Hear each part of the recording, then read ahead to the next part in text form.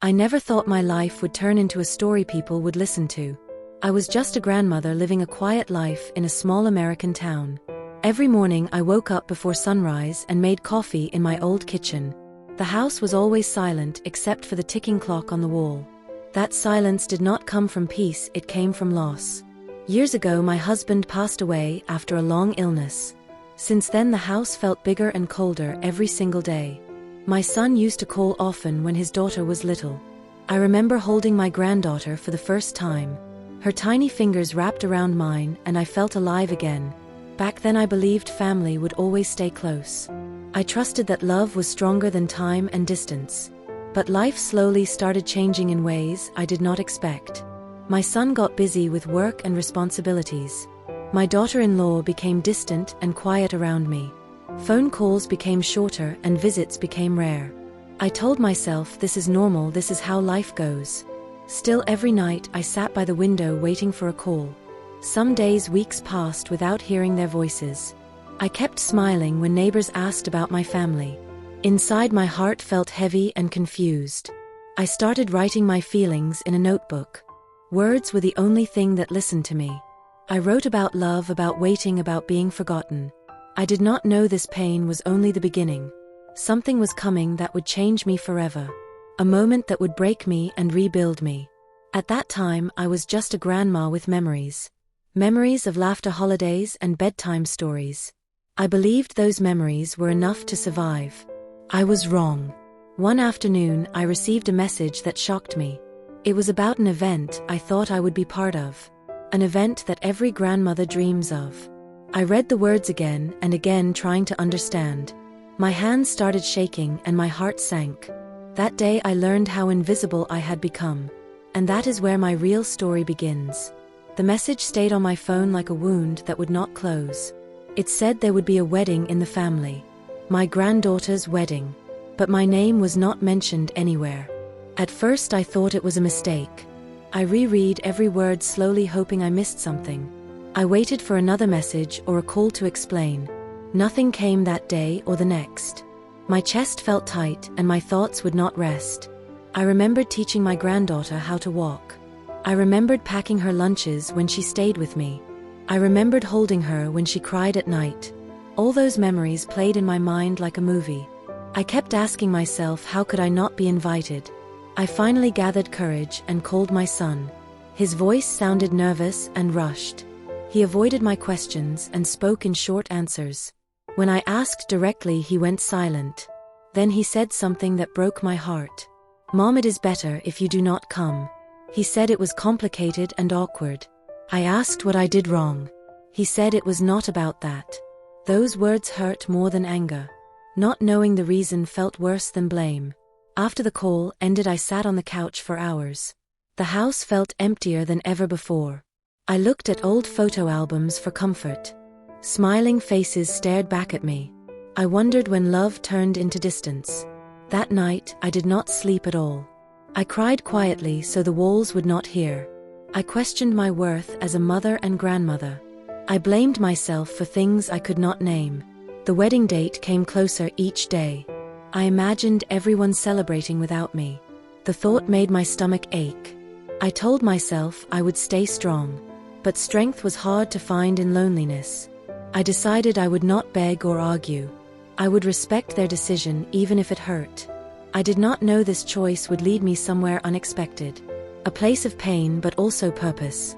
That painful silence was preparing me for something greater. The morning of the wedding arrived quietly. I woke up before the sun like always. There was no excitement, no phone calls, no plans. Just the sound of my own breathing in the dark room. I made coffee and sat at the table staring at the wall. I wondered what my granddaughter was doing at that moment. Was she nervous? Was she smiling? Was she thinking of me? I tried not to imagine her walking down the aisle. That picture hurt too much. Instead, I decided to clean the house. I wiped shelves, folded old clothes, and organized drawers. Keeping busy was the only way to survive the day. Around noon, I turned on the television for noise. Every channel seemed to show weddings and love stories. I turned it off and sat in silence again. I thought about driving to the church just to see her. But I knew I was not welcome there. That truth cut deep into my heart. I respected their boundary even though it crushed me. In the afternoon, I went for a long walk. The air was cold, but it felt good on my face. I watched families passing by laughing together. I felt like a ghost walking through my own town. By evening, I sat on my porch as the sky changed colors. I whispered a prayer for my granddaughter. I asked God to protect her and make her life joyful. Even though I was hurt, I still loved her deeply. That love was unconditional even in silence. That night, I dressed in a simple sweater. Not for anyone else but for myself. I looked in the mirror and reminded myself I mattered. I made a promise to stop waiting for people who forgot me. I did not know how to keep that promise yet. But something inside me shifted that night. A quiet strength I had not felt in years. The pain was still there, but so was resolve. I slept with tears on my pillow, but also with a small spark of determination. The next day, I would take my first step forward, away from waiting and toward healing. The day after the wedding felt strangely calm. The storm inside me had passed, leaving quiet behind. I woke up with sore eyes but a clearer mind. For the first time in years, I did not check my phone. I made breakfast slowly and sat by the window. The world outside continued as if nothing happened. Birds flew, cars passed, and neighbors waved. Life did not stop because my heart was broken. That realization was painful but also freeing. I decided to visit the local community center. It was a place I had not been to in a long time. Inside, I saw people my age laughing and talking. Some were playing cards, others were painting. A woman smiled at me and asked my name. We talked about small things, whether family and hobbies. For the first time in a long while, I felt seen. I signed up for a weekly storytelling group. They encouraged seniors to share life experiences. At first, I doubted anyone would want to hear mine. But something told me to try. That evening, I wrote my story in my notebook. Not just the pain, but the lessons too. I wrote about love given without expectation. I wrote about silence and strength. Sharing those words felt like releasing weight. Days turned into weeks, and I kept attending the group. Listening to others made me feel less alone. Everyone carried invisible scars. Some stories were heavier than mine. That understanding softened my anger. I learned healing did not mean forgetting. It meant growing around the pain. One afternoon, I volunteered to read my story. My voice shook, but I continued. When I finished, the room was quiet. Then people clapped softly and thanked me. In that moment, I felt purpose again. My pain had become something meaningful. I realized I still had value to offer, even if my family could not see it yet. This was not the end of my story. It was the beginning of a new chapter. A chapter where I chose myself, and slowly began to rebuild my life. As weeks passed, my routine began to change. I no longer counted days by phone calls that never came. Instead, I counted moments that made me feel alive. Every Wednesday, I returned to the community center. The familiar faces greeted me with warmth. I started arriving early just to help set up chairs. Helping others gave my hands and heart a purpose. One woman asked me to teach her how to knit. Another asked about my childhood stories. They listened with interest, not pity. That felt new and comforting. At home, I began waking up with intention. I opened the curtains and let sunlight fill the rooms. The house did not feel as heavy anymore. I started cooking meals I had avoided making alone. The smells reminded me of better times, but they no longer broke me. I began walking every morning around the park. Children played and dogs ran freely. I smiled at strangers and some smiled back. I felt connected to the world again. One afternoon, I received a short message. It was from my son asking how I was. The words felt careful and distant. I stared at the screen for a long time. I realized I no longer needed to chase answers. I replied simply saying I was doing well. That truth surprised even me. I did not ask about the wedding or explanations. Protecting my peace felt more important. That choice gave me unexpected strength. I understood healing does not need permission. It grows quietly when you choose yourself. At the storytelling group, they asked me to mentor newcomers. I never imagined being seen as someone strong. But there I was, guiding others through their pain. Each story reminded me how far I had come. At night, I slept better than I had in years. The nightmares slowly faded away. I still missed my granddaughter. Love does not disappear, it changes form. I learned to hold that love gently, without letting it hurt me anymore. Life was teaching me a new way to survive. Not through waiting, but through living. And I was finally ready to keep moving forward. Months went by and life began to feel lighter.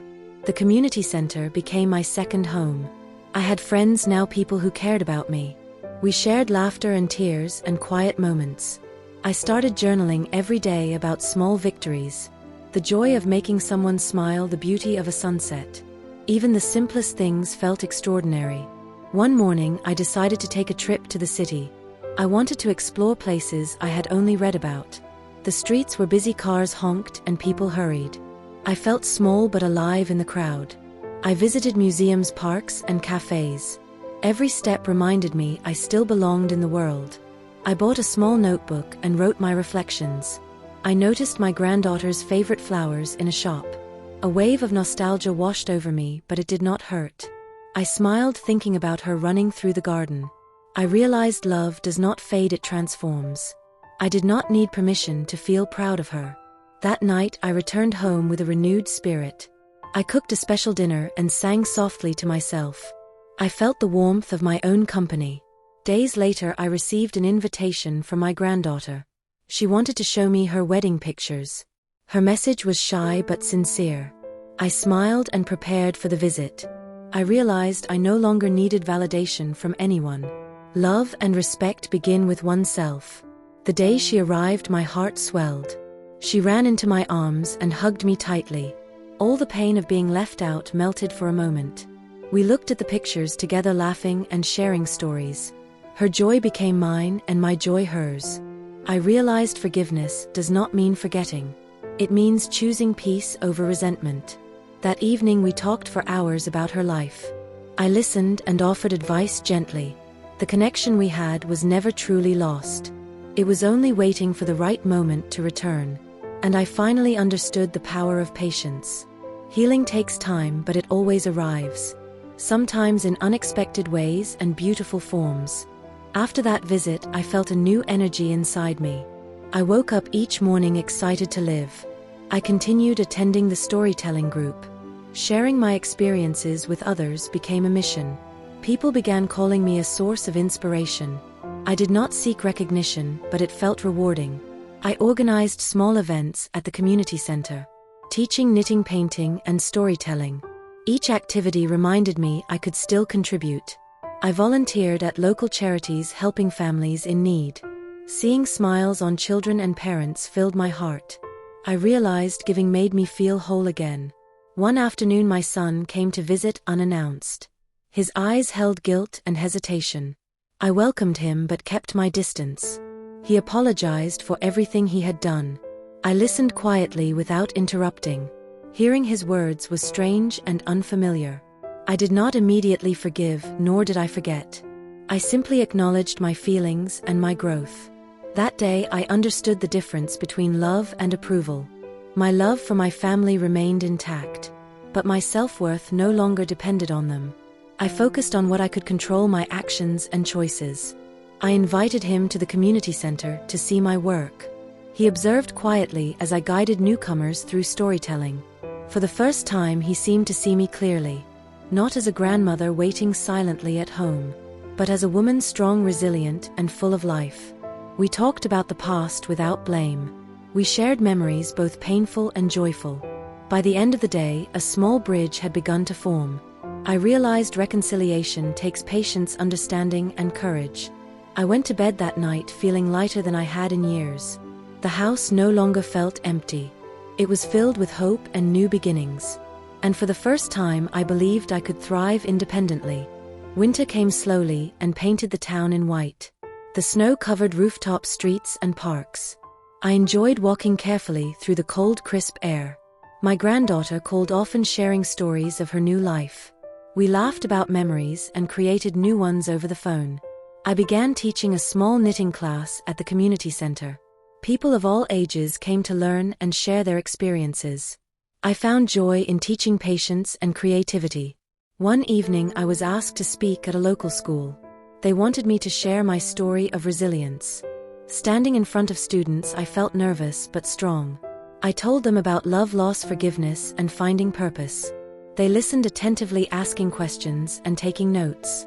I realized my experiences could inspire the younger generation. After the talk, many students approached me thanking me. Some shared their own stories and struggles. I felt proud and humbled at the same time. It was a reminder that life continues even after heartbreak. I also reconnected with old friends I had not seen in years. We shared coffee walks and heartfelt conversations. They reminded me of who I was before pain consumed me. Together we laughed about silly things and supported each other. My home became a place of warmth and gatherings. I cooked meals and invited friends over. The empty spaces once filled with loneliness were now filled with laughter. I started writing letters to my granddaughter to keep memories alive. Even though she was grown, our bond remained strong. Through patience, effort, and love, I rebuilt my world. A world where pain no longer defined me. I had learned to transform it into strength, courage, and empathy. Every day I woke with gratitude for life and family and friends. Spring arrived, bringing colors and new life. Flowers bloomed, trees grew green, and the air felt fresh. I spent mornings in my garden planting seeds and watering plants. The small tasks gave me peace and a sense of accomplishment. I invited my granddaughter to help me one weekend. She laughed as dirt got under her nails and on her clothes. We shared stories from our past and dreams for the future. It felt like old times, yet also something new. The bond between us had deepened through patience and healing. I continued my storytelling sessions at the community center. New people joined every week, eager to share their lives. Hearing their struggles reminded me of my own journey. I realized healing is not a destination but a process. One afternoon, I received a surprise call from my daughter-in-law. She apologized for the distance and misunderstanding. We spoke calmly and agreed to start over slowly. It felt strange at first but comforting to rebuild trust. I learned forgiveness does not mean forgetting, it means choosing peace. I spent evenings knitting and reading in the quiet of my home. Sometimes I wrote letters I would never send. It helped me process feelings and stay grounded. I also began attending local events and fairs. Meeting neighbors and participating in activities kept me connected. I realized life continues even when relationships are difficult. Through every step, I discovered resilience inside myself. I was no longer waiting for validation from anyone. I focused on joy, connection, and self-worth. The once heavy loneliness had transformed into quiet strength. And the love I carried for my family had grown deeper and wiser. Every moment now held meaning, even the simplest ones. I understood life could be beautiful despite pain and loss. Summer came, bringing warmth, long days, and sunshine. I spent mornings walking in the park, listening to birds and children playing. My granddaughter visited, often sharing her new experiences. We baked cookies, laughed, and talked about everything. The house felt alive with energy and love once more. I continued mentoring at the community center, guiding newcomers. Teaching them to find strength in their stories became my mission. I also began writing my experiences into a small journal. I hoped one day it could help others facing similar pain. One day, I received an invitation from a local radio station. They wanted me to share my story with a wider audience. I hesitated at first but then agreed. Sitting in front of the microphone, I spoke from the heart. About loss, love, resilience, and finding purpose after pain. The listeners responded with messages of gratitude and inspiration. I realized my story had grown beyond my own family. It was touching lives across the community and beyond. One afternoon, my son and daughter-in-law visited together. They watched as I shared my stories and guided others. I could see pride and regret in their eyes. We spoke honestly about the past without arguments or blame. I offered my feelings calmly, and they listened. That day, we all understood boundaries, love, and respect. I felt empowered knowing I no longer needed approval to feel worthy. The house echoed with laughter, warmth, and reconciliation. Even my granddaughter felt the change in energy and love. I realized I had transformed not because of them but because of me. Every smile, every hug, every shared story reminded me of my journey. From pain to healing, from loneliness to purpose. And from silence to a voice that mattered. Life had given me a second chance to thrive. And I embraced it fully with gratitude, courage, and love. Autumn arrived, painting the town in gold and orange. The air was crisp, leaves crunched underfoot as I walked. I spent my mornings reflecting on the journey I had traveled. From the heartbreak of being left out to finding my own strength. The storytelling group continued to grow, welcoming new members. People shared their triumphs, struggles, and lessons learned. I realized I had become a mentor and a friend to many. One day, I received a handwritten letter from my granddaughter. She thanked me for always being there even when she did not realize it. Her words brought tears but also immense joy to my heart. I began organizing a small community event to celebrate seniors. We shared stories, music, laughter, and homemade food. The room was filled with energy, love, and gratitude. I felt proud of how far I had come.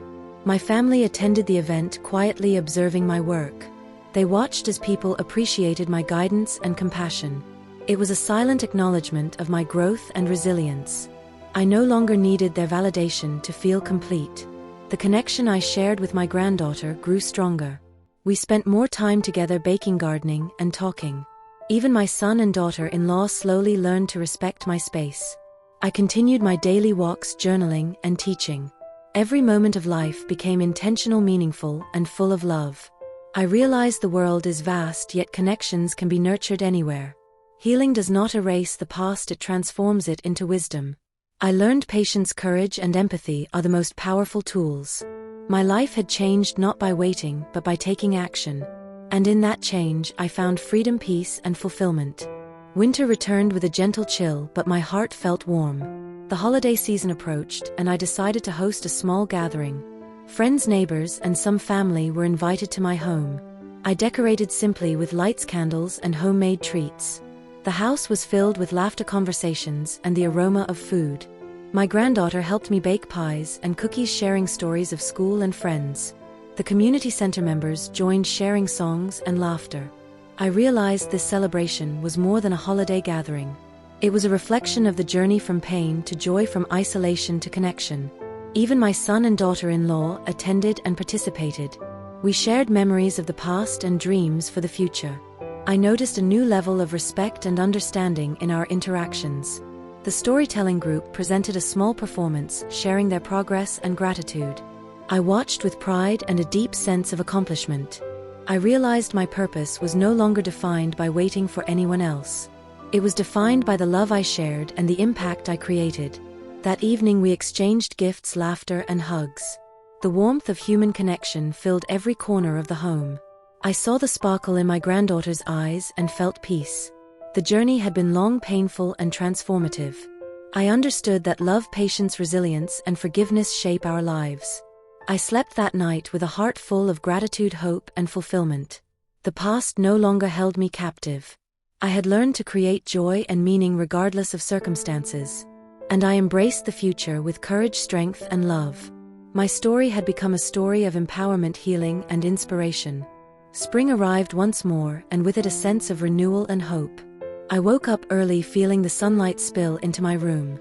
Life had transformed from pain and loneliness to purpose and love. I spent my mornings in the garden, tending flowers and vegetables. My granddaughter joined me, often laughing as we planted new seeds. The storytelling group had grown into a small community of support and friendship. I was invited to speak at local events, sharing my journey of resilience.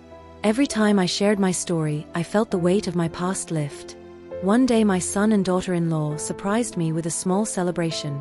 They thanked me for my patience, love, and the example I had set. I realized their respect and admiration were earned, not demanded. My granddaughter ran into my arms and whispered, "I love you, Grandma." Those words carried more power than any apology or explanation ever could. I understood that true connection is built on love, kindness, and trust. I looked around my home filled with warmth, laughter, and memories. Every photograph, every gift, every smile reminded me of the journey. From being left out and invisible to being seen, valued, and loved. I had discovered a strength I did not know existed inside me. Healing had transformed my pain into courage and wisdom. I realized life's greatest lessons come from surviving hardship with grace. I no longer needed validation from anyone because I had learned to validate myself. My story had become my voice, my legacy, and my gift to others. I felt a deep sense of fulfillment knowing I had turned heartbreak into hope. As I watched my granddaughter play and my family smile around me, I knew this was only the beginning of a life lived fully with love, purpose, and joy. And in that moment, I promised myself I would keep sharing, inspiring others.